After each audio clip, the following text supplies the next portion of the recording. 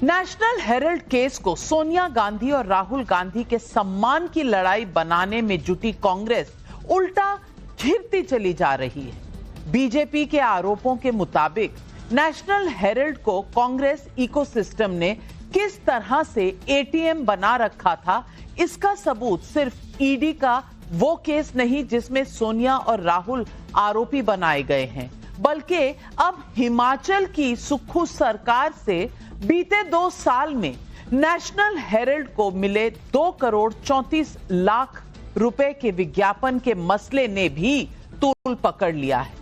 बीते 2 साल में वित्तीय संकट की वजह से हिमाचल में कभी सरकारी कर्मचारियों की सैलरी देर से आई तो कभी टॉयलेट टैक्स लगा, लेकिन आरोपों के मुताबिक नेशनल हेराल्ड को विज्ञापन की आड़ में सुक्खू सरकार ने चंदा दे दिया। और चंदा दिया भी किसका? इस देश के टैक्स पेयर का, यानी कि हिमाचल प्रदेश के उन लोगों का, उस आम जनता का जो त्रस्त है महंगाई से। बीजेपी ने आज कहा अखबार कागज पर छपता है, लेकिन कुछ कागजी अखबार भी होते हैं जो छपते भी नहीं, बिकते भी नहीं, बंटते भी नहीं, दिखते भी नहीं और पढ़े भी नहीं जाते। ये उनमें से एक है। कांग्रेस राज्यों के मुख्यमंत्री इसके लिए विज्ञापन देते हैं। वो ये विज्ञापन किस आधार पर देते हैं, ये सवाल बहुत जोर से पूछा गया। उधर बीजेपी 1950 की पंडित नेहरू को लिखी सरदार पटेल की चिट्ठी के आधार पर यह दावा भी कर रही है कि पटेल ने नेशनल हेराल्ड की संदिग्ध फंडिंग पर चेतावनी दी थी, तब भी दी थी। वो चेतावनी नजरअंदाज की गई, जिसका खामियाजा आज वो केस है जिसके घेरे में सोनिया गांधी और राहुल गांधी हैं। सवाल पब्लिक का है कि क्या नेशनल हेराल्ड केस कांग्रेस का सबसे बड़ा सेटबैक बनने जा रहा है? इस बीच हरियाणा लैंड डील में रॉबर्ट वाड्रा से ईडी की पूछताछ भी कांग्रेस के गले की हड्डी बन रही है। एक ओर रॉबर्ट वाड्रा खुद को बेकसूर बता रहे हैं, तो दूसरी ओर नवभारत संवाददाता अनुज मिश्रा से उन्होंने कहा कि नाविका से बोलो कुछ अच्छा बोलें, तभी आपसे बात करूंगा। टाइम्स नाउ ने कभी भी हमारे लिए कुछ अच्छा बोला है? सर हम लोग तो नाविका को बोलो पहले अच्छा बोले। नहीं सुनो, उनको बोलिए, पहले अच्छा बोलिए हमारे, उसके बाद हम आपसे बात करेंगे। नाविका को बोलो पहले अच्छा बोले। नहीं सुनो, उनको बोलिए, पहले अच्छा बोलिए हमारे, उसके बाद हम आपसे बात करेंगे। आप बीजेपी के माउथ पीस हैं। थैंक यू प्लीज ये आप रिकॉर्ड करिए। वाड्रा जी, अब केस चल रहा है, तीसरे दिन आपको बुलाया गया, सवाल पूछे गए, तो मैं अच्छा क्या बोलूं, अच्छा क्या करूंगी? मेरी टीम रिपोर्टिंग करेगी और रिपोर्टिंग कर भी रही थी, आपका पक्ष ले रही थी। अरे भैया, फैक्ट सामने नहीं रखा जाएगा, अब वो अच्छा हो या बुरा, और मैं चाहूंगी कि आप अपना पक्ष नवभारत पर जरूर रखें, क्यों नहीं? लेकिन सवाल पब्लिक का है कि क्या भ्रष्टाचार के छींटे गांधी परिवार तक पहुंच गए, इसलिए कांग्रेस इकोसिस्टम परेशान है? लेकिन बहस करूं उससे पहले ये फैक्ट शीट आपके लिए। If Congress scams were a jewel set, this one's the Kohinoor. National Herald case को कांग्रेस के भ्रष्टाचार का कोहिनूर बताने वाला ये वीडियो किरण रिजिजू जैसे मंत्री पोस्ट कर रहे हैं, तो ये समझना मुश्किल नहीं कि लड़ाई कितनी भीषण है। इसी बीच नेशनल हेराल्ड पर हिमाचल प्रदेश से नया तूफान खड़ा हो गया। ये दान नहीं दे सकते हैं आप। एक तरह का हिमाचल प्रदेश सरकार ने जो पैसा अगर दिया है, लगभग 2 करोड़ से ऊपर का नेशनल हेराल्ड को और नवजीवन को, एक तरह से वो दान की शेप में दे दिया है। नेशनल हेराल्ड का नाम सुनते ही आज कांग्रेस पार्टी के पूरे इकोसिस्टम में सेंसेशन होने लगते हैं। सेंसेशन जैसे कि छटपटाहट, कपकपाहट, धड़धड़ाहट, फड़फड़ाहट, डगमगाहट, लड़खड़ाहट, और ऐसे सेंसेशन होने लाजमी भी हैं, क्योंकि पकड़े जो गए हैं चोरी करते हुए, जिस हिमाचल में टॉयलेट टैक्स लग चुका हो, वहां नेशनल हेराल्ड के विज्ञापन पर सवाल उठे तो मैदान में डटने में मुख्यमंत्री सुखविंदर सिंह सुक्खू भी पीछे नहीं। नेशनल हेराल्ड हमारी अपनी अखबार है, हम उसमें खूब विज्ञापन देते रहेंगे। नेशनल हेराल्ड हमारी अपनी अखबार है, हम उसमें खूब विज्ञापन देते रहेंगे। यूपीए सरकार के समय हरियाणा लैंड डील को लेकर ईडी के घेरे में रॉबर्ट वाड्रा भी हैं, लेकिन उन्हें चैनल पर अपना पक्ष रखने से पहले हमसे अच्छी बातें सुननी है।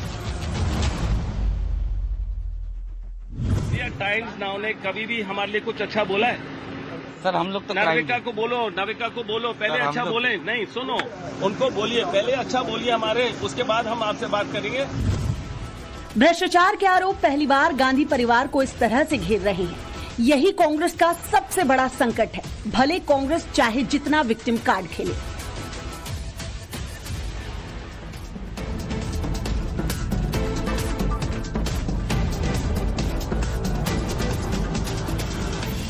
तो आज सवाल पब्लिक का यही है, क्या सोनिया राहुल के आरोपी बनने के बाद नेशनल हेराल्ड को कांग्रेस के भ्रष्टाचार का एटीएम बताने के परसेप्शन वॉर में बीजेपी का हाथ भारी है? टॉयलेट टैक्स लगाने की नौबत जिस हिमाचल प्रदेश में आई, वहां नेशनल हेराल्ड को करोड़ों का विज्ञापन देने का आधार क्या कांग्रेस देश को समझा सकेगी? सवाल यह भी उठ रहा है कि सोनिया राहुल के आरोपी बनने के बाद क्या ईडी को पॉलिटिकल टूल बनाने का आरोप कोर्ट में सवाल पब्लिक पूछ रही है।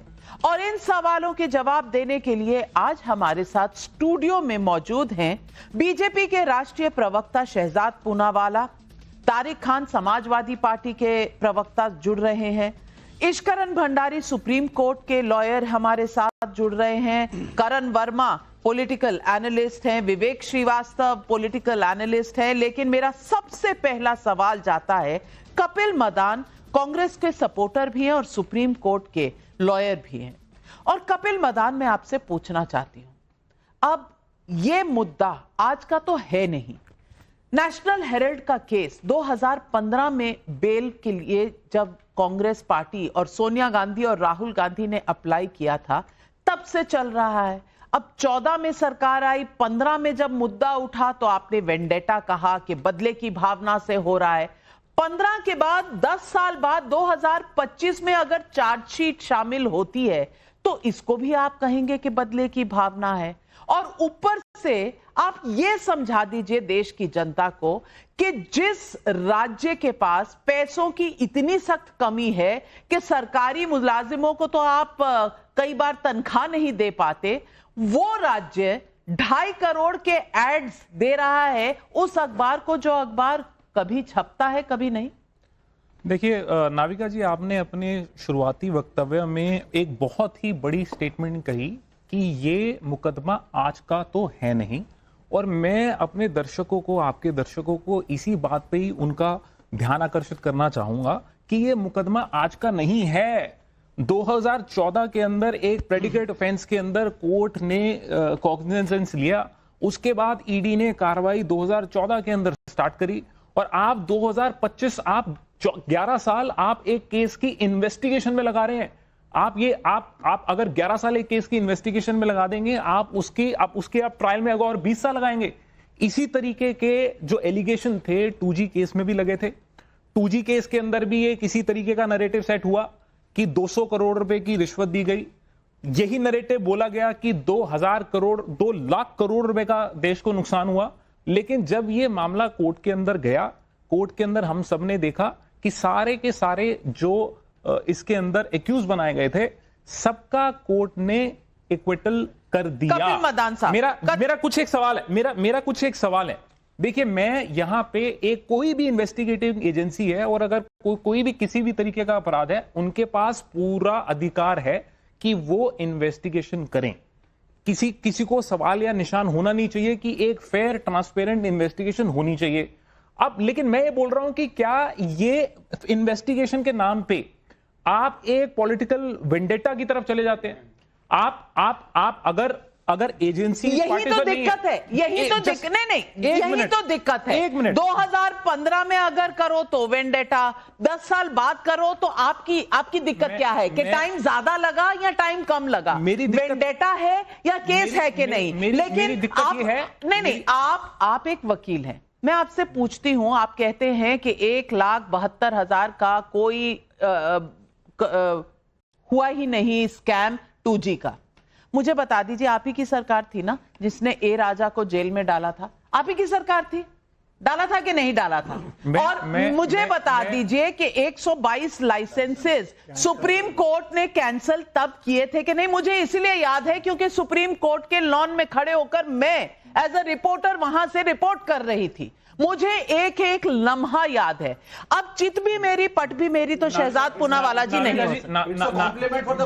एक सेकंड, एक एलिगेशन लगा, अरेस्ट हुआ, इन्वेस्टिगेशन हुई, ट्रायल हुई और ट्रायल के बाद एक्विटल हुआ।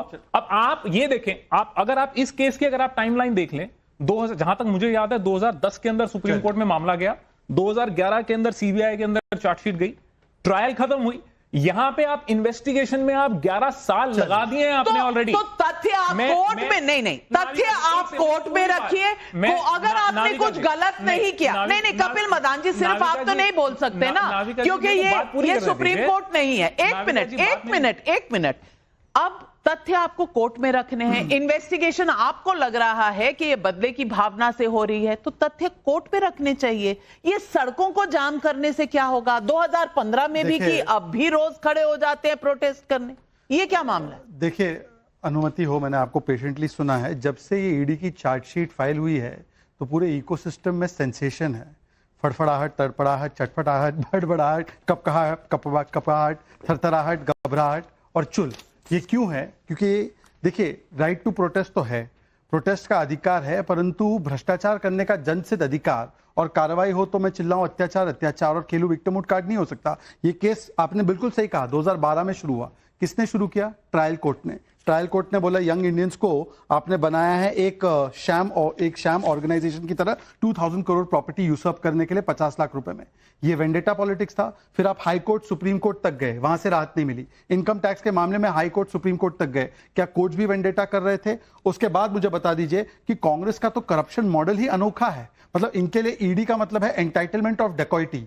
माँ बेटा जो है 50 लाख देकर 2000 करोड़ की प्रॉपर्टी का बेनिफिशियल इंटरेस्ट ले लेते हैं, और दामाद जी जो है वो 0 रुपीज देकर 50 करोड़ का जो है एक प्रॉफिट कमा लेते हैं, 700% का प्रॉफिट कमा लेते हैं, और कार्रवाई हो। आप बता रहे हैं कि 11 साल लग रहे इन्वेस्टिगेशन में। कोई बोलता है कि ये वेंडेटा है, बुलडोज किया जा रहा है, कोई बोल रहा है कि 11 साल लग गए। तो अगर 11 साल लग रहे तो वेंडेटा कहां से है? इसका मतलब सारी प्रोसेसेस फॉलो हो रही है। पर सवाल यह बनता है कि आज क्या सवाल है? क्या आपने एजेएल को एटीएम बना दिया है क्या अपने परिवार का? 2 करोड़ का चंदा या विज्ञापन दिया जा रहा है नेशनल हेराल्ड को, उस स्टेट में जहां 1 लाख करोड़ का डेट है, जहां पर आपने 1500 रुपए महिलाओं को वादा किया था, जहां पे आपने 300 यूनिट बिजली का फ्री वादा किया था, वहां पे आप जो है टॉयलेट टैक्स लगा रहे हैं और 2 करोड़ रुपया वीकली पेपर जो छपता नहीं है। अब मैं पूछना चाहता हूं, डीएवीपी के रूल्स का वायलेशन हुआ है नहीं हुआ है? अगर ये पेपर को ऐड इतना दिया जा रहा है तो जहां वहां पे मेन पेपर है दिव्य हिमाचल, ट्रिब्यून, दैनिक भास्कर, दैनिक जागरण, इन पेपर्स को कितना आप विज्ञापन दे रहे हैं? मतलब कि जो पेपर दिखता नहीं, बिकता नहीं, जो कागजी पेपर है, उसको 2 करोड़ का विज्ञापन। यहां पर भी स्कैम कर रहे हैं। और आपने नेशनल हेराल्ड की प्रॉपर्टीज को हड़पने के लिए, जैसे वक्फ बोर्ड काम करता है, वक्फ जैसे काम करता है, और सत्यम का कॉर्पोरेट फ्रॉड, अगर दोनों मिला दो तो गांधी परिवार का फ्रॉड है। मैं पूछना चाहती हूं, अब मैं आ रही हूं, एक एक करके आपने मुझे अपनी बात पूरी नहीं करने दी। मैं एक पहले आपको रिस्पॉन्ड करूंगा और फिर मैं मेरे भाई शहजाद को रिस्पॉन्ड करूंगा। आपने देखिए एक बात करी कि 11 साल लग गए, तो इसके अंदर दिक्कत क्या है? कोई दिक्कत नहीं होनी चाहिए। मैं सिर्फ ये बोलना चाहता हूं, मैंने अपने शुरुआती वक्तव्य में बोला कि इन्वेस्टिगेशन से किसी को प्रॉब्लम नहीं होनी चाहिए, लेकिन फेयर, ट्रांसपेरेंट और लॉजिकल इन्वेस्टिगेशन होनी चाहिए। मेरा सिर्फ एक ये कहना है तो कोर्ट कि एक सेकंड ये कौन डिसाइड करेगा कि फेयर इन्वेस्टिगेशन है कि नहीं? अब ये भी कांग्रेस पार्टी तय करेगी, ये भी कांग्रेस पार्टी बताएगी कि ईडी को कैसे इन्वेस्टिगेशन करना है। मैं आपको एज अ लॉयर बता रहा हूं कि ये इन्हीं की एजेंसीज हैं। जब ब्रिजभूषण जी के अगेंस्ट एलिगेशन लगे तो 1 महीना लग गया एफआईआर रजिस्टर करने के अंदर, और मैं आपको और बताऊं कि जब ये मामला कोर्ट में गया कि किस तरीके से एजेंसीज काम कर रही हैं, किस तरीके से, एक सेकंड, क्या ये बात सही है कि नहीं है कि दिल्ली पुलिस ने ब्रिजभूषण की बेल को अपोज तक नहीं किया कोर्ट में? मेरे क्या ये बात सही है कि नहीं है? मेरे भाई, आप मुझे ये बता दीजिए। मामला ये बोल रहा हूं के अगर अधीन है, अगर कोर्ट के अधीन है तो डर किस बात का? और अगर 11 साल लग जाए तब भी वेंडेटा, अगर 1 साल के अंदर कुछ हो जाए तब भी वेंडेटा। मैं पूछना चाहती हूँ इश्करण भंडारी, 2000, 1 मिनट नहीं, आप ये बार बार बीच में नहीं बोल सकते। इश्करण भंडारी, सवाल मेरा इतना है, सिर्फ इतना है कि 2.5 करोड़ का एडवर्टाइजमेंट आज की डेट में मिल रहा है। आज की डेट में जब अखबार का अता पता है नहीं, छप रहा नहीं, और ये कोर्ट में बताया गया है कि 2008 के बाद शायद ये अखबार छपा नहीं, अगर छपता है तो किसी स्पेशल ओकेजन पे छपता है तो अलग बात है, वैसे अमूमन ये अखबार छपता नहीं। अब 2.5 करोड़ का ऐड इनको मिल रहा है और सवाल हमसे पूछे जा रहे हैं कि हम बीजेपी के माउथपीस है। मैं पूछना चाहती हूं, मामला अगर कोर्ट में है, अगर कोई इन्वेस्टिगेशन कर रहा है एजेंसी जो भी कॉन्स्टिट्यूशन के तहत बनी है, जिसको सुप्रीम कोर्ट ने इख्तियार दिया है कि वो इन्वेस्टिगेट करे, उस पर अगर रिपोर्टिंग करूं तो वो भी कांग्रेस से पूछ के करूं क्या? नाविका जी, कांग्रेस ये चाहता है कि सबकी आवाज बंद रहे, अखबार उनका भी बंद रहे, सिर्फ पैसा आता रहे। ये 2.5 करोड़ अमाउंट बहुत इंपॉर्टेंट है, क्योंकि ये पूरी ट्रांजैक्शन परचेज हजारों करोड़ की कंपनी किस अमाउंट पे हुई? 50 लाख रुपए की। अब आपकी दर्शक समझते हैं, बिजनेस भी करते हैं, जॉब्स भी करते हैं, क्या 50 लाख रुपए के निवेश से आप 2 से 5 हजार करोड़ की प्रॉपर्टीज के मालिक बन सकते हैं? और वो प्रॉपर्टीज ऐसी जहां पे रेंटल्स और एडवर्टाइजमेंट रेवेन्यू 1 साल में कई करोड़ों का आ जाए, ऐसा व्यापार तो हर व्यक्ति करना चाहे पर कर नहीं सकता, क्योंकि ये व्यापार नहीं है, ये शैम एंट्रीज होती हैं, ये मनी लॉन्ड्रिंग होती है। इस केस में आप 3 अहम बातें देखिए। पहला, 90 करोड़ का एलिजिड लोन दिया गया एक पॉलिटिकल पार्टी का एक कंपनी को। क्या पॉलिटिकल पार्टी कंपनीज को लोन दे सकती है? इसलिए पॉलिटिकल पार्टी में चंदा आता है, जनता का चुनाव के लिए आता है, या कंपनीज को लोन देने के लिए? दूसरी बात इसके अंदर, एक मिनट, दूसरी बात जानिए, इंटरप्ट मत कीजिए। दूसरी बात, अगर आपने लोन दिया, नाविका जी, आपने किसी से 50 लाख भी लेना हो तो आप वकील के पास जाते हैं। कोई नहीं दे रहा। नहीं, अगर आप, चलो आपने दिया हो किसी को, मेरा ऐसा कोई दोस्त नहीं है। आप पावर में नहीं है ना, ये पावर है, ये दोस्ती नहीं है, ये पावर का दुरुपयोग है, जो आप होते हुए तब भी नहीं करती हैं, आप कुछ लोग करते हैं। तो यहां पे क्या होता है, आपको किसी से मनी रिकवर करनी है, आप लीगल नोटिस डालते हैं, रिकवरी सूट डालते हैं, वाइंडिंग अप पिटीशन डालते हैं, 100 रास्ते हैं लीगल के। कुछ नहीं किया कांग्रेस ने। एक डॉक्यूमेंट बताइए जब 90 करोड़ रिकवर करने की कोशिश की गई, नहीं की गई। क्या किया जाता है? 50 लाख दिया जाता है यंग इंडिया कंपनी को। क्या Rahul Gandhi money recovery agent है? क्या यंग इंडिया कोई मनी रिकवरी कंपनी थी? किस एक्सपीरियंस के बिना पे यंग इंडिया 50 लाख में 90 करोड़ का लोन ले सकती थी? किस एक्सपीरियंस के बिहाफ पे यंग इंडिया फिर एजेएल से मनी रिकवर कर सकती थी? अरे वो देश का अखबार रहा है भाई, आजादी के टाइम का। खत्म करने दीजिए, विवेक श्रीवास्तव जी देश के चैनल हम भी हैं, पूरी राष्ट्रवादी खबरें चलाते हैं। मैं पूछना चाहती हूँ विवेक श्रीवास्तव जी, सबसे पहला मेरा सवाल, क्या मनी रिकवरी एजेंट थे वो? किस हिसाब से वो पैसा रिकवर करते हैं? आप सुनिए, 1938 का अखबार है, अरे अखबार और उसका कंट्रीब्यूशन है देश की आजादी में, और इंटीग्रल पार्ट है हमारे देश का भी, कांग्रेस पार्टी का। क्या हिसाब? वो चैनलों की तरह नहीं है जो फंडिंग करते हो बैठ करके। दूसरी बात आप बताइए मुझे, और खुलवाए जा रहे हो कांग्रेस को, मत बोलो मेरा मुंह मत खोलो यहाँ पे। एजीएल को पैसा दिया तो शेयर्स कांग्रेस के नाम पे क्यों नहीं है? सुन लीजिए, अब आप जो गलत बोल रहे हैं। मुझे सबसे पहले विवेक श्रीवास्तव जी आपसे 2 बहुत सरल और सहज सवालों का सरल और सहज जवाब दे दीजिए। नंबर 1, कि इतना अच्छा देश का राष्ट्रवादी अखबार था, तो सरदार पटेल, जिसको अभी अभी कांग्रेस ने कहा है कि उनके नेता थे, अभी अभी जो अधिवेशन हुआ थे ना, उन्होंने चिट्ठी लिखा था नेहरू को 1950 में और कहा था कि ये फ्रॉड की बुनियाद रखी जा रही है और पूरा फ्रॉड डिस्क्राइब किया था। अब अगर फ्रॉड तब से चल रहा है और सरदार पटेल को आप कन्विंस नहीं कर पाए, तो मुझे बता दीजिए देश के अखबार से इतनी मोहब्बत क्यों? नंबर एक। नंबर 2, ये जो पॉलिटिकल पार्टियां हैं ये टैक्स तो नहीं देती ना, ये तो नो प्रॉफिट नो लॉस वाली हैं। ये बैंकिंग इंस्टीट्यूशन तो नहीं है ना कि दूसरों को लोन देती फिरे। और जो भी अखबार है वो एक कंपनी होती है, हमारी भी टेलीविजन की कंपनी है। अब मुझे लोन लेना हो तो सीपीएम सीपीआई देंगी, कांग्रेस पार्टी देंगी। आप सुन लीजिए, आप उनको लोन कैसे दे रहे हैं, सबसे बड़ा सवाल। इसका जवाब अब आप दीजिए। सुन लीजिए, दोनों चीजें पहले बताऊंगा। पहला, गलत एलिगेशन की सारी प्रॉपर्टी ट्रांसफर हुई है। अभिषेक मनु सिंघवी ने कोर्ट के अंदर साफ साफ लिखा है, और कहेंगे तो इंग्लिश में पढ़ देता हूं। There was no transfer or ownership of properties to Young India, only the share holding was transfer to Young India. उसके आगे पूरा नो नो कोर्ट में आप कम्युनिस्ट हैं, अब आप जो है ना, सुनिए सुनिए, जब कोर्ट का आएगा तब आपको पता चलेगा। Property not transferred. नहीं विवेक की बात सुनिए, कोई भी बिल्डिंग ना ऐसे उठाकर किसी को नहीं दी जाती। अभिषेक मनु ये सिंघवी बिल्डिंग की ओनरशिप कागज पे ट्रांसफर होती है। जज डिसाइड करेगा, लेकिन जो दलील टेक्निकली अभिषेक मनु सिंघवी ने कोर्ट को दी है, नहीं मानी कोर्ट ने, उसमें उन्होंने बिल्कुल नहीं मानी, तभी कोर्ट नहीं हुआ। ट्रांसफर नहीं है। कोर्ट ने सबमिशन नहीं मांगी। सुनिए, वो जो आर्गुमेंट करते हैं वो सबमिशंस होती हैं, कोर्ट का ऑर्डर नहीं, और कोर्ट ने सबमिशन नहीं मानी, तभी केस क्वॉश नहीं हुआ। उन्होंने दिया ना। अरे सबमिशन का मतलब दिया ऑर्डर थोड़ी ना हो गया। सबमिशन होता है, ऑर्डर आ गया, जब ऑर्डर क्वॉश नहीं हुआ, बिल्कुल नहीं, केस क्वॉश नहीं हुआ। सुनिए, अच्छा एक मिनट, लॉजिकल सवाल, एक लॉजिकल सवाल, फिर आप ही जवाब दीजिए।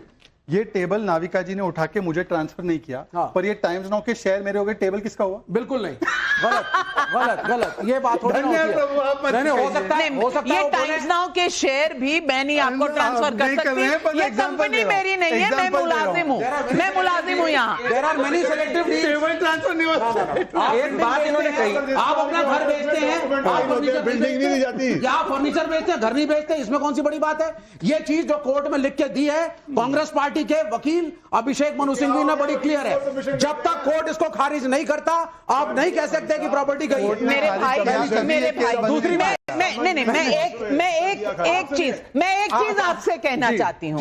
जब कोर्ट खारिज तब करेगी जब ये बात प्रेस कॉन्फ्रेंस में नहीं, कोर्ट के सामने कही जाएगी। नंबर एक और नंबर दो मैं आपको इतना जरूर बताना चाहती हूँ कि कोर्ट के सामने भी ये दलील दी गई थी कि ये केस क्वॉश कर दीजिए, लेकिन ये केस क्वॉश नहीं हुआ। इसका मतलब आने दीजिए, आएगा, लेकिन अभी हम ये क्यों कटघरे में खड़ा कर रहे हैं? अभी क्यों कटघरे में खड़ा कर रहे हैं? नहीं हुआ, सुप्रीम कोर्ट जा चुके हैं, दूसरी बात, अगर अभी कटघरे में नहीं है तो सड़कों पर प्रोटेस्ट क्यों? अगर अभी कटघरे में नहीं है तो सड़कों पर प्रोटेस्ट क्यों? नहीं, ये लोग सुनिए, इन्होंने देश की आजादी में कोई योगदान नहीं दिया। इनको क्या मालूम नेशनल हेराल्ड की क्या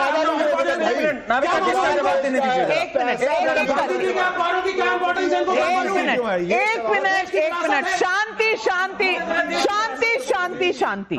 आपका सवाल क्या है? मैं यहाँ से जवाब दे रहा हूँ। एक सवाल सुन लीजिए, आप ही सवाल को उत्तर देना। वो लोग, वो संघी जो नहीं लड़े इस देश की आजादी में, उनको क्या मालूम नेशनल हेराल्ड की इंपॉर्टेंस क्या है? अब देखिए, दूसरी बात सुन लीजिए, और सवाल सुनिए, बार सुनिए, 90 करोड़ कह रहे हो, 80,000 करोड़ अजीत पवार, 35-40 हजार करोड़ हेमंत बिस्वा शर्मा, चोरों की बारात खड़ी है, चोरों की बारात खड़ी है, इनकी पूरी अब आप कम से कम ये इस पर तो आ गए कि 90 करोड़ गलत है। सवाल का जवाब जाए, सवाल है करण वर्मा जवाब। इनके अंदर बड़ा एक सेकंड इनके अंदर बड़ा देशभक्ति का भाव छाया हुआ है। कह रहे हैं ये देश का अखबार था। आपको पता है एसोसिएटेड जर्नल्स लिमिटेड में 5,000 जो शेयर होल्डर थे वो हमारे फ्रीडम फाइटर थे। वो आज रो रहे हैं कि हमें बताया तक नहीं गया कब हमारी इक्विटी ट्रांसफर कर दी गई। 1938 शांति भूषण उनमें से एक है। आपने देश के लिए जो लोग लड़े हैं उनके बाप दादाओं के साथ आपने उनके साथ धोखा किया है। आपको शर्म आनी चाहिए। नहीं किया, ये और अखबार घाटे में चला गया था, आपने पैसा नहीं छोड़ा। कांग्रेस पार्टी ने बचाने की कोशिश की, अपनी जेबें भरने के लिए। उसके अंदर डरे हुए हैं यंग इंडिया लिमिटेड। कांग्रेस फिर से अपनी को रिस्ट्रक्चर कर रही है। ये प्रॉब्लम है। एक सेकंड पहले आपको डर है क्योंकि एआईसीसी तो चिल्लाने की आवश्यकता है। एक सवाल, एक लॉजिकल सवाल, एक लॉजिकल सवाल, मेरा भी वरना गाड़ी छूट जाए। मुझे भी एक सवाल पूछना है। पहले विवेक जी ने कहा कि ये देश का एजेएल, देश का अखबार चला रहा था, नेशनल हेराल्ड, कौमी आवाज, नवजीवन।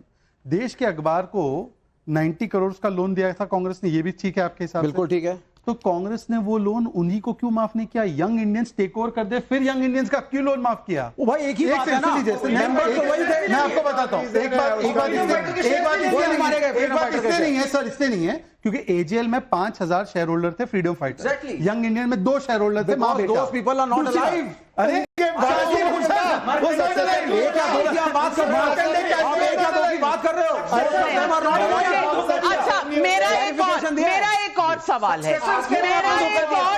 है, और ये पत्रकारिता, एक मिनट, मेरा एक और सवाल है। पिताजी माताजी की प्रॉपर्टी नहीं मिलती, फ्रीडम फाइटर्स के बच्चों को मिला, उनसे नहीं, उनके मेरा एक और सवाल है, आपने फ्रीडम फाइटर्स के बच्चों को भी नहीं छोड़ा। मैं तारिक खान साहब, मैं आपसे एक सवाल पूछना चाहती हूँ। ये नोएडा फिल्म सिटी है, इसमें बहुत से चैनल चल रहे हैं, कुछ प्रॉफिट पे चल रहे हैं, कुछ लॉस पे। अब जिनका लॉस है उनको भी बेल आउट कर दीजिए ना, कांग्रेस से पैसे दिलवा दीजिए, सबको बेल आउट कर दीजिए। पहले तो हम बेल आउट करेंगे, हम मोदी के लिए लड़ रहे हैं, हम क्यों बेल आउट कर रहे हैं? आपको पसंद वही है जो माँ बेटा का पहले तो अखबार है, पहले तो बाकी किसी का नहीं है। भाई गांधी लड़े ना देश के लिए,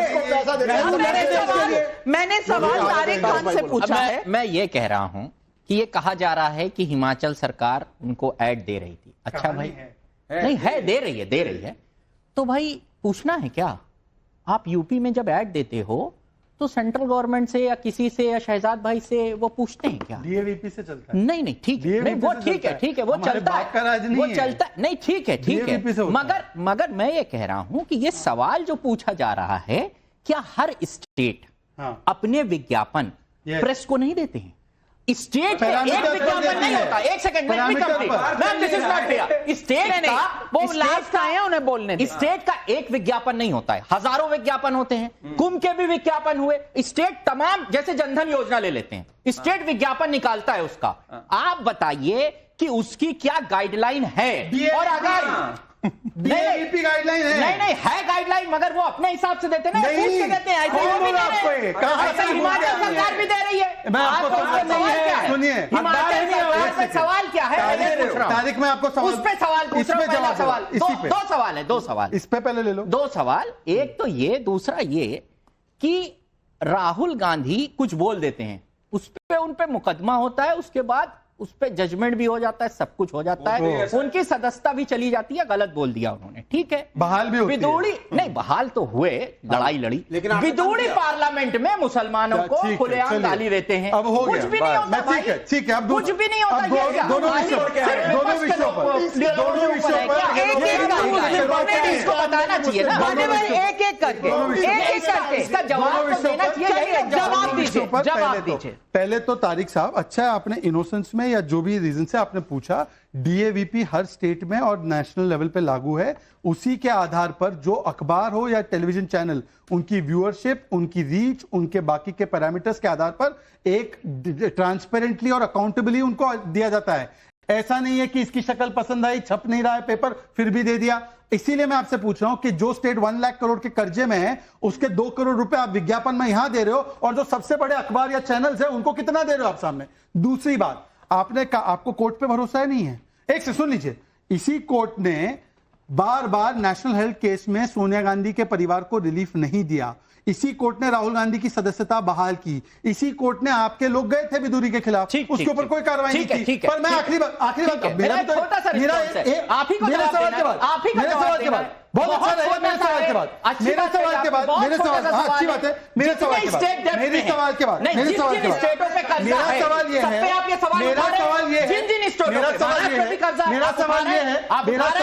मेरा सवाल ये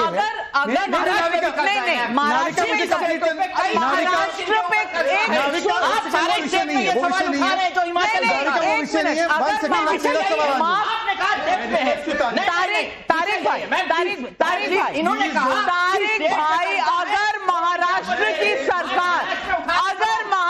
की सरकार ऐसे किसी कंपनी को एडवर्टाइजमेंट देगी जो बीजेपी की किसी नेता की कंपनी है, तो बीजेपी उठाए ना उठाए, मैं सवाल जरूर उठाऊं। ना होने दे हम। अब लास्ट मुझे 10 सेकंड दे दे मेरा अपना एक सवाल फ्रेम करने के लिए। इन्होंने कहा, जो कपिल जी ने स्टार्टिंग में कहा और जो विवेक जी ने भी दोहराई, we for vendetta. Kapil ji हाथ जोड़ते हुए आपके सामने तारिक जी और विवेक जी, लालू प्रसाद 5 टाइम्स कन्विक्टेड, वो भी बोलते वेंडेटा है, और पहली बार कन्विक्शन यूपीए में हुई। और मुलायम सिंह यादव जी याद है ना, उन्होंने कहा सीबीआई का दुरुपयोग। नेशनल हेराल्ड को बचाइए पहले आप। आपकी सरकार है ना, आप अखबार बताइए। विवेक डोंट इंटरप्ट। मुलायम सिंह यादव जी ने कहा था कि मेरे ऊपर डीए केस कांग्रेस ने लगाया सीबीआई का मिसयूज करते, और डीए केस बंद कब हुआ? देखो ये औरंगजेब पढ़ के आए हैं, औरंगजेब पढ़ के आए हैं, तो आप डाइवर्ट कर रहे हैं। बोले जा रहे हैं। हम ये औरंगजेब और राणा सांगा पढ़ते पढ़ते फाइनेंशियल इश्यूज में शहजाद भाई भूल गए। समाजवादी पार्टी का तो आज ट्वीट आया है, वो कह रहे हैं कि कांग्रेस ने ईडी बनाई, अब ईडी को खत्म करने का समाप्त करने का समय आ गया है। अब आप बता दीजिए, जो बीज आपने बोया था अब वो आप ही को सूट नहीं कर रहा, बंद करवा दें क्या? देखिए नाविका जी, मैं अपनी बात दोहराऊंगा कि इन्वेस्टिगेशन होनी चाहिए, ट्रांसपेरेंट होनी चाहिए, फेयर इन्वेस्टिगेशन होनी चाहिए। मैं सिर्फ अभी शहजाद ने बहुत सारी बातें बोली, तो अगर ईडी ने जब हेमंत बिस्वा शर्मा जी के अगेंस्ट इन्वेस्टिगेशन लॉन्च करी, आप मेरे को बताएंगे कि उसका क्या लॉजिकल कंक्लूजन हुआ? प्रफुल्ल पटेल जी के अगेंस्ट एक सेकंड, प्रफुल्ल पटेल जी के अगेंस्ट ईडी की इन्वेस्टिगेशन लॉन्च हुई, क्लोजर फाइल हो गया। सुवेंद्र अधिकारी जी के अगेंस्ट भी ईडी की प्रोसिक्यूशन है, जो मेरी जानकारी के हिसाब से वो पेंडिंग है। तो मैं सिर्फ ये बोलना चाह रहा हूं नाविका जी कि आप किसी भी एजेंसीज को पॉलिटिकल पर्पसेस के लिए, पॉलिटिकल माइलेज और नैरेटिव बिल्डिंग करने के लिए यूज नहीं कर सकते। और जैसे आपने मेरे को अभी एक सवाल पूछा कि आप ईडी को बंद कर दीजिए, तो मेरा जवाब है नहीं बंद होनी चाहिए। ईडी को काम अपना बिल्कुल फेयर, ट्रांसपेरेंट और बायपार्टिसन होकर करना चाहिए। जिसके अगेंस्ट कार्रवाई बनती है आप उनके अगेंस्ट कार्रवाई करें। अगर आप अपनी रिसोर्सेज और एनर्जी ठीक जगह लगाएंगे तो आपका कन्विक्शन रेट 1% से कम नहीं होगा। स्पेसिफिक जवाब दे दूं, सुनेंगे? पहले तो हिमंता जी पर कोई ईडी की कार्रवाई नहीं हो रही थी, सीबीआई की थी, और सीबीआई ने पता है क्या बताया? आपके जमाने में शुरू हुई थी। सीबीआई ने बताया he was called as witness, और प्लस वो मामला हाईकोर्ट में आप ही के पीआईएल सिस्टम ने पीआईएल फाइल की, उसके बाद उनको क्लीन चिट मिला। मेरी 10 सेकंड बात सुनिए। ईडी के खिलाफ आप जैसे, आप भी थे शायद उस लॉयर पैनल में, अभिषेक सिंघवी, आप 14 पार्टी गई थी ना, ईडी का बहुत मिसयूज हो रहा है, ईडी उस केस को नहीं देख रही, इस केस को नहीं देख रही, क्या हुआ सुप्रीम कोर्ट में उस केस का? नहीं, मैं नहीं गया। मैं मालूम मुझे, आपने गया, अभिषेक सिंघवी गए, आपकी जानकारी वो आप बताएं। हाँ, वो आप बताएं। कोर्ट ने बोला फाड़ कर फेंक देंगे, कोई वेंडेटा नहीं है, ये बोला। मैं वो तो एक सेकंड विवेक जी, सवाल इस बात बताइए, सवाल इस बात का है कि रॉबर्ट वाड्रा पे भी सवाल है। रॉबर्ट वाड्रा का पूरा मामला काफी सालों से चल रहा है। पहले यह सवाल था कि इन्वेस्टिगेशन नहीं हो रही, इन्वेस्टिगेशन हो रही है, तो वो उनसे हम कह रहे हैं आप अपना पक्ष रख दीजिए। पक्ष रखने के लिए एक रिपोर्टर साधारण तरह जैसे रिपोर्टर जाते हैं, उन्होंने पूछा नाविका जी को बोलिए कुछ अच्छा बोले। मैं पूछना चाहती हूं ये किस तरह का रिस्पांस है? कुछ अच्छा बोलूं, मैं आपके लिए अच्छा बोलूंगी तो मेरे तथ्य सही होंगे, और मैं आपके लिए अच्छा नहीं बोलूंगी तो मेरे तथ्य गलत हो जाएंगे। तथ्यों पे जाना चाहिए या मैं क्या कह रही हूं क्या नहीं कह रही हूं उस पे जाना चाहिए? मैडम उन्होंने तो अच्छे सेंस में कहा, अच्छे आप ही गलत दे रही हैं। वो तो कह रहे हैं भाई, वो तो एक तरीके से कह रहे हैं भाई उनका तो ये आशय है, नाविका मैडम इतनी बड़ी पत्रकार हैं, इतनी अच्छी पत्रकार हैं, थोड़ा हमारे लिए भी बोलें, कुछ बताएं, एक्सप्लेन करें। आप उसको नेगेटिव मत लीजिए, आप तारीफ की तरह लीजिए। नहीं, प्रॉब्लम ये ठीक है, आप अच्छा काम करेंगे तो कोई अच्छा बोलेगा। बिल्कुल बुरा नहीं मना रही, क्योंकि जो आदमी सवाल के जवाब देने जा रहा है इरिटेटेड होगा। लेकिन अगर आपकी इरिटेशन है तो सही जगह बताइए ना, हम पत्रकारों पर उतार के क्या होगा? विज्ञापन देंगे बोलेंगे यहाँ पे। हमारी अपील है मैडम, आप पत्रकार हैं, बहुत सीनियर हैं, बहुत एक्सपीरियंस्ड हैं, आप ही की फ्रेटर्निटी का ये भी एक अखबार है नेशनल हेराल्ड। आज आप हमारे साथ मिलकर इसके बचाव के लिए आवाज उठाइए। इनके साथ मैं तथ्यों पर वापस आते हैं। ये डिबेट मेरी नहीं है, ये डिबेट है इस बात की कि इस देश में अगर कोई पॉलिटिकल पार्टी है, पॉलिटिकल पार्टी को एक तरह का एडमिनिस्ट्रेशन मिला हुआ है जिसमें उन्हें टैक्स नहीं लगता, जिसमें उन्हें डेमोक्रेसी को जीवित रखने का काम है, इसीलिए कोई सवाल भी नहीं पूछता कि टैक्स क्यों नहीं लगता। लेकिन वो पॉलिटिकल पार्टी अगर बिजनेस में चली जाए और लोन देना क्या होता है? इस देश की विरासत को बचाने के लिए किया गया है। तो देश की विरासत को अगर करना होता तो कहीं इन्वेस्ट कर लेते।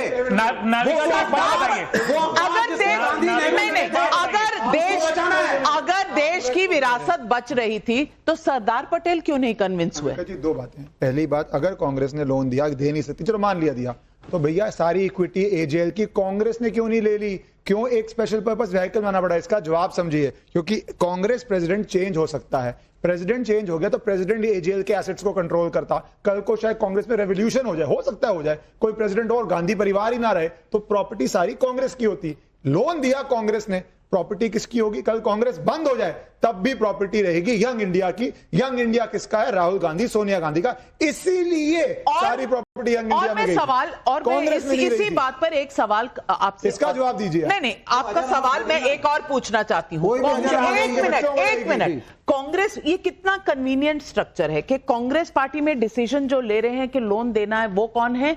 राहुल गांधी, सोनिया गांधी, मोतीलाल वोरा, ऑस्कर फर्नांडिस। फिर लोन चला जाता है और लोन रीपे नहीं हो रहा तो एजेएल में डिसीजन लेने वाले कौन लोग हैं? यही चार लोग हैं। फिर यंग इंडियन में कौन डिसीजन ले रहा है कि चलो खरीद लेते हैं, ये तो दे नहीं पा रहे, हमें लोन दे दो? यही चार लोग। अब मुझे बताइए, यही बिजनेस कोई और एंटिटी करे, मैं तो बीजेपी की बात नहीं कर रही, कोई और एंटिटी करे कांग्रेस शासित राज्यों में, आप उनसे सवाल नहीं पूछेंगे? इन्वेस्टिगेशन नहीं करेंगे? बहुत बढ़िया सवाल पूछा नाविका जी, और मैं सिर्फ आपसे हाथ जोड़ के ये गुजारिश करूंगा, मेरे को इंटरप्ट नहीं करिएगा, मेरे को बात ही पूरी रखने दीजिएगा। जब भी कोई किसी 60 सेकंड शुरू होते हैं आप। थैंक यू सो मच, मैं 40 सेकंड लूंगा। जो भी ये लोन की ट्रांजैक्शन किसी भी पॉलिटिकल पार्टीज की होती हैं, चाहे वो एजेएल है, इनके सारे books of accounts public record में होते हैं, आरओसी के अंदर अवेलेबल होते हैं। कोई भी आप, मैं, इश्करन, शहजाद भाई, कोई भी जाके उसको इंस्पेक्ट कर लगते हैं।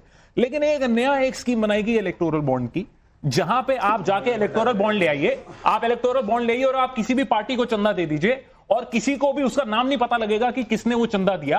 और अगर आप देखेंगे कि कुछ कंपनियां जो कि सीबीआई और ईडी इन्वेस्टिगेशन फेस कर रही थी, उन्होंने भी चंदा दिया।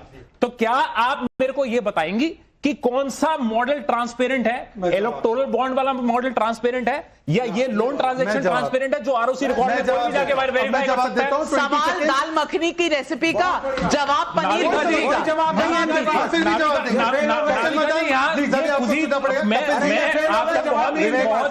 का। बहुत ही स्किलफुली इसको दिया सवाल को, लेकिन अगर मैंने रेसिपी मांगी थी दाल मखनी की, जवाब मिला पनीर भुर्जी का, पर जवाब दीजिए। पर उनको सुनना भी पड़ेगा। विवेक प्लीज, आपने इलेक्टोरल बॉन्ड बड़ा ट्रांसपेरेंट नहीं है, वो ओपेक था, ये सब बोला ना आपने। आपने काहे ले लिया 2000 करोड़ का चंदा? आपने डिक्लेयर कर दिया अपनी वेबसाइट पे कहां से लिया है? सो मैं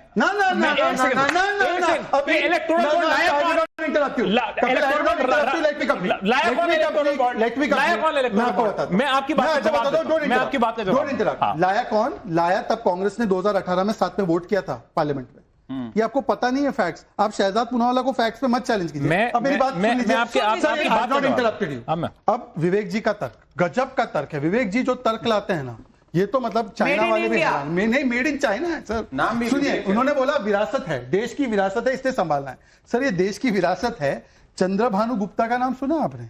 3 टाइम के यूपी सीएम। हाँ, सुनिए क्या लिखते हैं विरासत पे।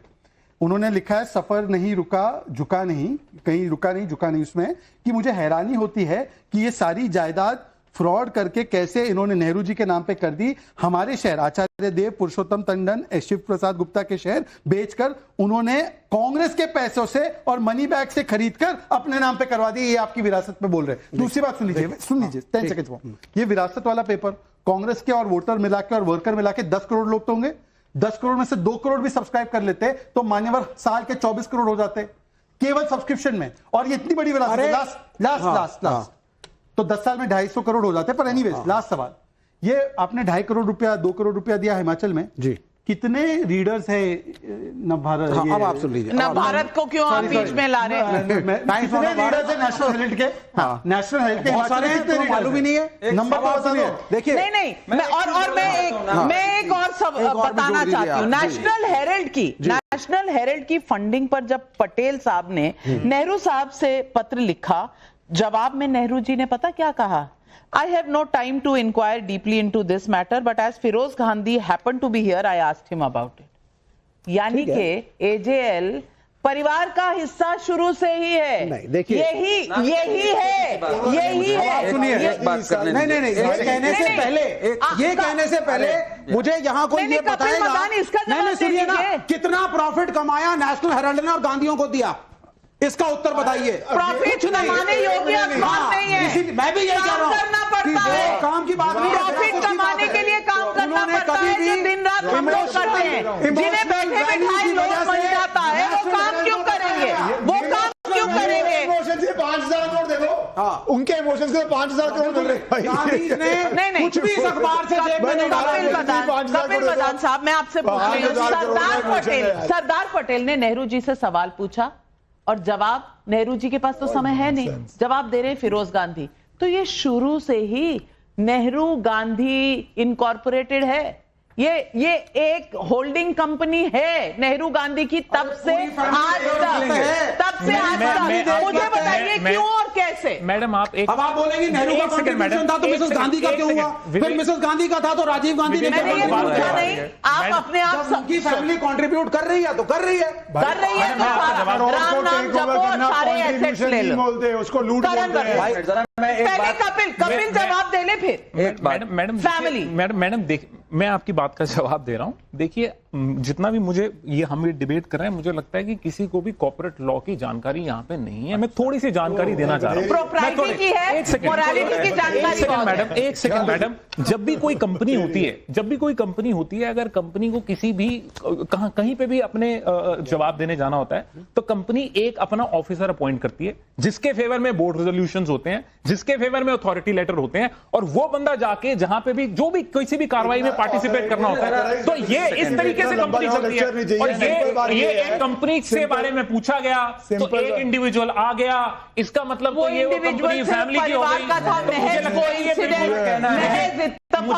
वेदांत मिश्रा रायगढ़ छत्तीसगढ़ से सवाल पूछ रहे हैं। 90 करोड़ के लोन में हजारों करोड़ की प्रॉपर्टी होने के बावजूद कंपनी बिक गई, इसका जवाब तो देना होगा ना।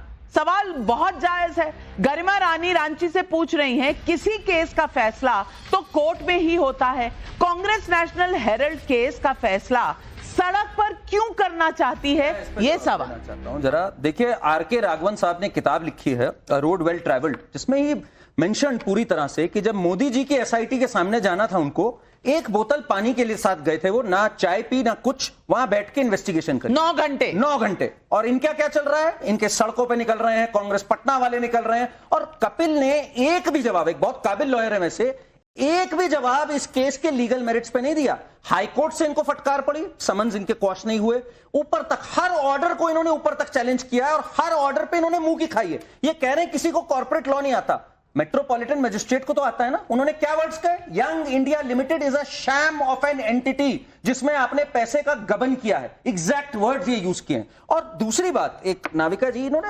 रॉबर्ट वाड्रा ने आज बोला कि नाविका जी कुछ अच्छा बोले। मैं जरा एक बात बताना चाहता हूं आपको। नेशनल हेराल्ड वैसे तो खत्म है अखबार, पर जो डिजिटल प्लेटफॉर्म पे आता है उसकी जरा कुछ खबरें मैं बताना चाहता हूं जो आती गई हैं। राम काल्पनिक है, देश रिसेशन की ओर जा रहा है, गौमूत्र राज्य है, ये सब जहां बीजेपी ये सब कर रही है, ये तो बड़ी पॉजिटिव बात है ना विका जी। देश निर्माण की बात है, देश निर्माण की बात है। वैक्सीन प्रोग्राम फेल हो गया है। बिल्कुल सही बोला है, सोचिए जरा, 120 करोड़ वैक्सीन जहां हो गई, आपके हिसाब से थोड़ी ना हो रहे। मोहित गोहिल का मुंबई से सवाल है, कांग्रेस के अध्यक्ष कह रहे हैं कि क्या हमने सरकारी पैसे लेकर करप्शन किया है? एक संस्था से आधार लेकर दूसरी संस्था चलाने के लिए पैसा लिया, यानी मान रहे हैं कि कुछ तो गड़बड़ किया है। क्या कहेंगे? ये सवाल पब्लिक, और पब्लिक सवाल जानती है। विवेक श्रीवास्तव जी, राजनीतिक लड़ाई अपनी जगह, लेकिन जब पैसों का मामला होता है और जब बिजनेस का मामला होता है, इंक्लूडिंग इलेक्टोरल बॉन्ड, सच बोलूंगा, सुप्रीम कोर्ट अब तक झूठ बोल रहे हैं, नहीं, एक सच अब तक झूठ बोल रहे हैं, अब तक झूठ बोल रहे हैं। इलेक्टोरल बॉन्ड्स का अगर फंडा सुप्रीम कोर्ट को सही नहीं लगा तो उन्होंने कैंसिल कर दिए।